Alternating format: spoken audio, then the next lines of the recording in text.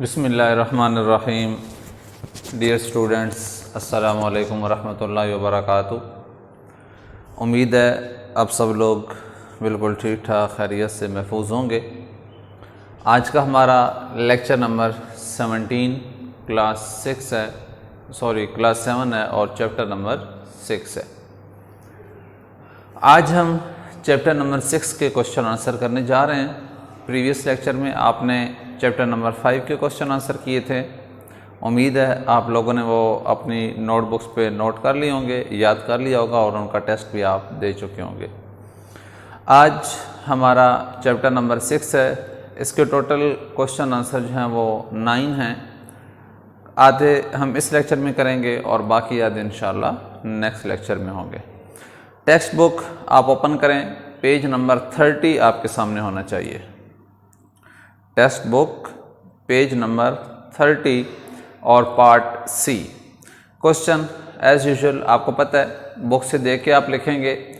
Answer आपके सामने मैं बोर्ड पे लिखूंगा, तो आप सबसे पहले ऐसा करें कि अपनी बुक ओपन करें और वहाँ से क्वेश्चन देखकर लिख लें। क्वेश्चन पहला क्या है? पहला क्वेश्चन है, Why were the bedclothes heavier and less soft than usual when Midas awoke? कि जब मिडास जागा था तो उस वक्त जो बिस्तर की चादरें थीं वो भारी और मामूल से कम नरम क्यों थीं? इसकी वजह क्या थी? तो आपको पता है, चूँकि वो सोने की बन चुकी थी तो इस वजह से वो भारी थी। तो इसका आधा जो आंसर होता है वो क्वेश्चन के अंदर से आप ढूंढ के लिखते हैं। The bed cloths were heavier and less soft. ये आप बुक इधर से क्वेश्चन के अंदर से देख के लिखेंगे। The bed cloths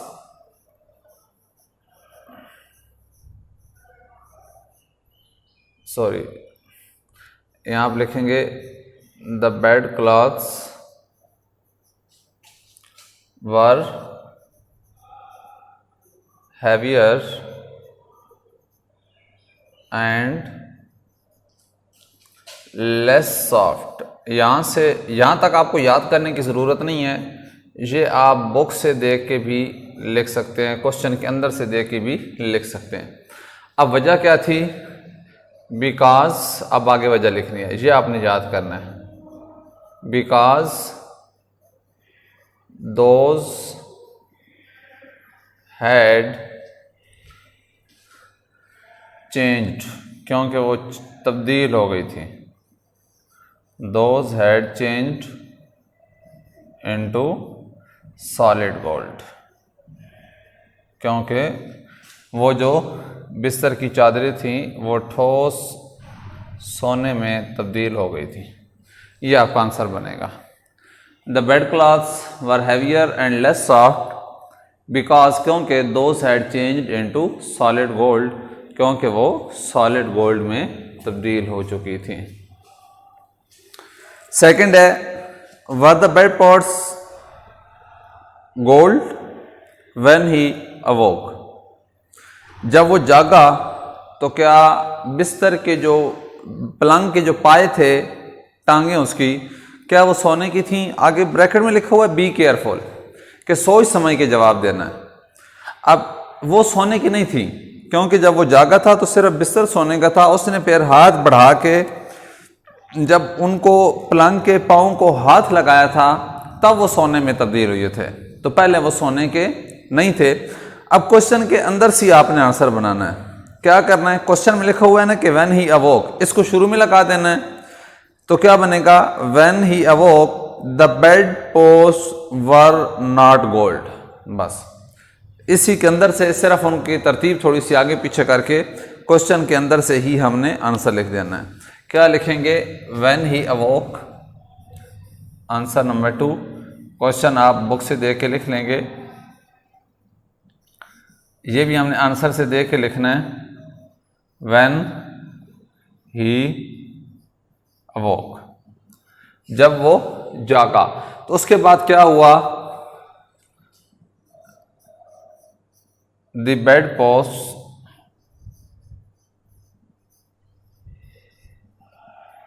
were not gold. Spelling आप बुक से देख लेंगे, अगर यहाँ से समझ नहीं आई बल्कि आपको क्लियर नज़र आ रहा होगा, स्पेलिंग भी आपको नज़र आ रहे होंगे। When he awoke, the bedpost were not gold, यानी कि जब वो जागा था तो बिस्तर के जो पलंग के जो पाए थे, टांगे थी, वो सोने की नहीं थी, वो बाद में सोने में तब्दील हुई थी। तीसरा question, how did Midas feel, Midas को क्या महसूस हुआ, व्हेन ही फर्स्ट डिकवर, जब उसे पहली दफ़ा पता चला, that he had the golden touch, उसको गोल्डन टच मिल चुका है। यानी कि जब उसको पता चला कि उसको गोल्डन टच मिल चुका है तो वो उसे क्या महसूस हुआ। तो अब इसका आंसर आप क्या लिखेंगे कि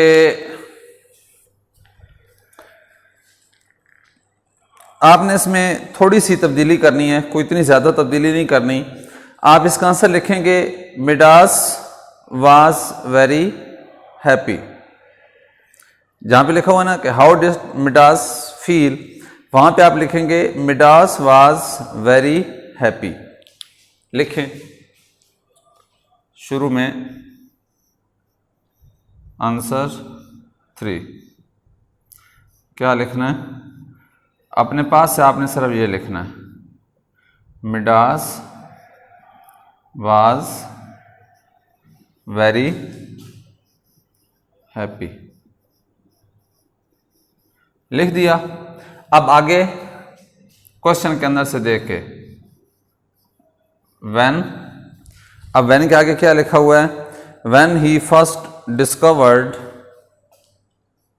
अब ये सारा बेशक आप देख के लिख लें, आपको याद करने की जरूरत नहीं है। व्हेन ही फर्स्ट डिस्कवर्ड, जब उसने पहली दफ़ा ये दरियाफ्त किया, आगे क्या है, that he had the golden touch, that he had the golden touch का जी आप कैपिटल लिख लें, गोल्डन टच, क्योंकि आपके क्वेश्चन में ये कैपिटल लिखी हुई है। ये आपका आंसर। अब देखिए इसमें आपने कुछ भी नया नहीं किया, सिर्फ आपने मिडास वाज वेरी हैप्पी अपने पास से लगाया, बाकी ये सारा आपने क्वेश्चन के अंदर से देख के लिखा है। तो ये एक टेक्निक होती है, बजाय इसके कि आप सारे आंसर को रट्टा लगाते रहें, आप उसको जब समझ के करेंगे तो आपके लिए ज़्यादा मुश्किल नहीं होगी। चौथा क्वेश्चन है, give 2 ways in which real flowers are better than gold ones, कि वो 2 वजूहात बताएं जिसकी वजह से असल जो फूल होते हैं वो सुनहरी फूलों से ज़्यादा अच्छे लगते हैं। वजह बताएं कि क्या वजह होती है कि जो असल फूल हैं वो सुनहरी फूलों से ज़्यादा, क्योंकि वो जब लड़की आई थी ना इसके पास, मिडास के पास, उसके हाथ में सुनहरी फूल था, तो ये तो देख के खुश हुआ था कि तुम्हारे हाथ में सुनहरी फूल है, लेकिन लड़की जो थी वो उदास थी, वो कहती थी कि ये मुझे अच्छे नहीं लग रहा है, इनकी खुशबू भी नहीं है और ये देखने में भी खूबसूरत नज़र नहीं आ रहा है। तो हम इसकी क्या यानी कि लिखेंगे कि असल जो फूल होते हैं वो ज़्यादा रंगीन होते हैं, कलरफुल होते हैं, पहली वजह ये है। और दूसरी वजह यह है कि जो असल फूल होते हैं उनकी खुशबू बहुत अच्छी होती है, जबकि जो नकली फूल होते हैं उनकी खुशबू नहीं होती। और जिस तरीके से रंग जो हैं वो असली फूलों पे अच्छे लगते हैं, नकली फूलों पे या सुनहरी फूलों पे वो रंग अच्छा नहीं लगता। तो अब इसके अंदर से हम आंसर लिखेंगे कि real flowers are better than gold ones. अंदर से देख के लिखेंगे answer for real flowers are better than gold ones. असली फूल सुनहरी फूलों से ज़्यादा खूबसूरत होते हैं बिकॉज, क्योंकि। अब उसकी वजह क्या है, बिकॉज इधर छोड़ दें, नई लाइन पे आ जाएं। नंबर 1। अब इसकी 2 वजूहात मैंने आपको बताई हैं कि वो क्यों खूबसूरत होते हैं। पहली वजह ये है कि दे आर कलरफुल। पहली वजह ये होती है कि उनका रंग खूबसूरत होता है। COLOURFUL, colourful. पहली वजह ये होती है कि वो क्या होते हैं, कलरफुल होते हैं। उनका जो रंग होता है वो रंगीन होते हैं, खूबसूरत उनका रंग लगता है। और दूसरी वजह क्या है, दे आर स्वीट स्मेलिंग।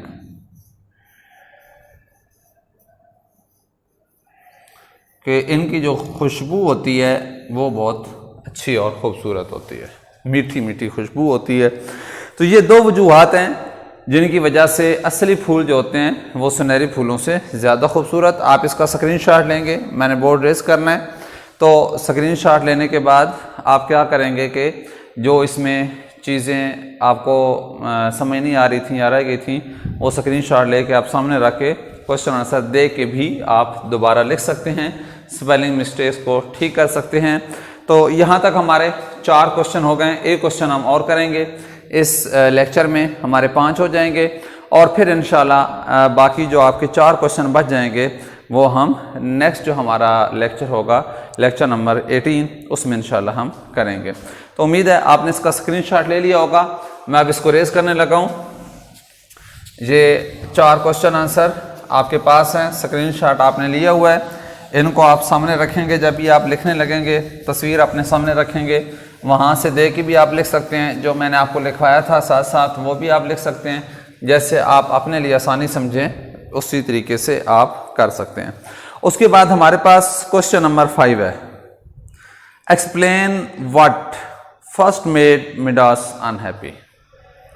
ये बताएं कि सबसे पहले किस चीज़ ने मिडास को नाखुश किया, गमगीन किया। हैप्पी खुश, अनहैप्पी उसका ऑल्ट हो जाएगा गमगीन या उदास। तो बताएं वो कौन सी चीज़ है जिसने सबसे पहले मिडास को उदास किया।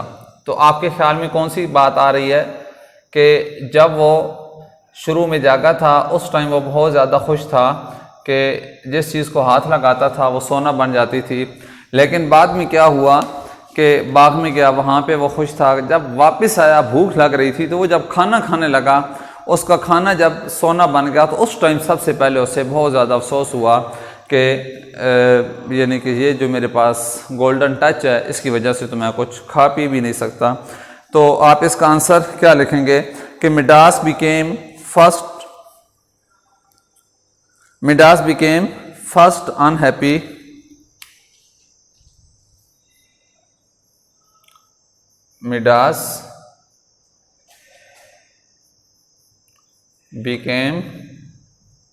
मिडास हो गया फर्स्ट अनहैप्पी, सबसे पहले उदास। कब? व्हेन, जब हिज फूड, उसका खाना,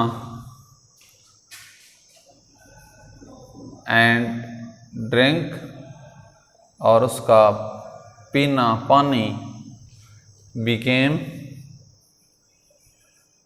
बन गया, गोल्ड, सोना। Midas became first unhappy when his food and drink became gold. Midas सबसे पहले उस वक़्त नाखुश हुआ जब उसका खाना और पीना दोनों क्या हो गए, इसमें तब्दील हो गए सोने में। तो इसका स्क्रीनशॉट आपने ले लिया होगा। जब भी मैं आपके सामने से हटता हूँ तो आप उसका फ़ौरन स्क्रीनशॉट लिया करें। इस वजह से मैं सामने से हट जाता हूँ कि आप उसका आराम से स्क्रीनशॉट लें और बाद में ये अपने पास आप महफूज रखें। जब भी आपने आंसर वगैरह लिखने हो तो यहाँ से देख के आप लिख सकते हैं। तो पहले 5 क्वेश्चन आंसर यहाँ पे हमारे मुकम्मल होते हैं। उम्मीद है आप लोगों को अच्छे तरीके से समझ आ गए होंगे, आपने इनको लिख भी लिया होगा। मज़ीद आपके सामने स्क्रीनशॉट मौजूद हैं, आप इनको दोबारा भी बाद में भी जब चाहें आप देख सकते हैं। तो इसको याद भी कीजिएगा, याद करने तक का तरीका आपको समझा दिया, कोई इतना मुश्किल काम नहीं है, आसान आसान से क्वेश्चन आंसर हैं, इतने ज़्यादा लेंथी भी नहीं है, एक एक लाइन है जस्ट, आपके लिए कोई इतना ज़्यादा मसला नहीं होना चाहिए। इंशाल्लाह मिलते हैं लेक्चर नंबर 18 में बाकी क्वेश्चन आंसर के साथ। तब तक के लिए अल्लाह ताला हम सब का हामी नासिर हो। अल्लाह हाफिज़।